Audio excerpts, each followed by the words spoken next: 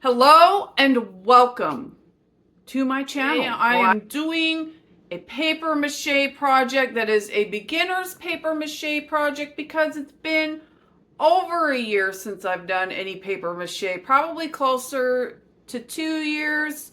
Just to get this out of the way, I am not a paper mache expert, all right? This is something I do for fun from time to time, just to shake things up a bit.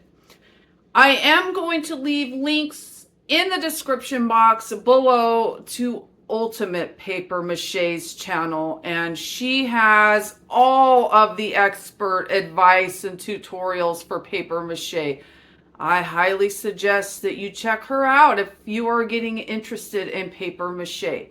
So the rest of this video is going to be a voiceover, and yeah. You need paper to make paper mache, so step one is to tear up my newspapers in about 1-inch squares, rectangles around there. And then I was informed by my art assistant it was time to take a cat toy break. So I played a bit of cat toy with the assistant, and then it was time to get back to this beginner's paper mache project. I had seen some Pinterests where people use these disposable bowls from the Dollar Tree as a mold for paper mache, and I was kind of curious to try that. So this is just a fun project and an experiment. It wasn't anything that I planned to be a serious, high stress, high pressure project. This is an experiment. It is for fun and for filming purposes as well.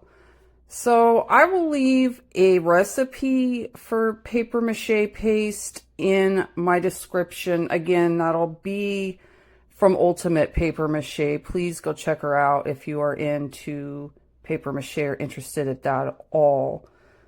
I added some clear Elmer's glue to my paste of water, salt, and flour.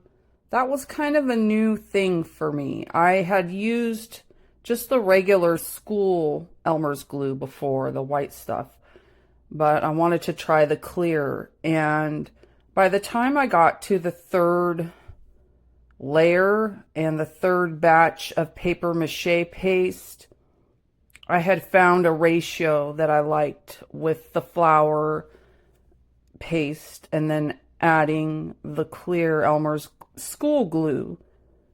It gave a nice finish, and it did take a bit of drying time. I like to wait at least 24 hours between layers, especially when I'm not using any type of paper armature.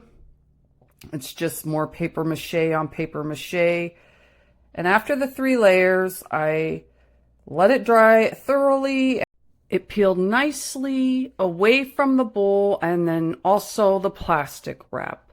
Next up, it was time to paint the project. It had thoroughly dried for over 24 hours, and I used a mix of gesso and different acrylic paints and some glitter for a base layer on this abstract bowl.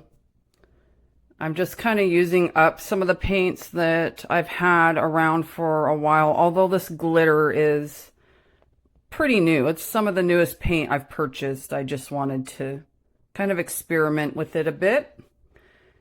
And I just painted one side first, let it dry, and then flipped it over and painted the other side and let it dry for, another day.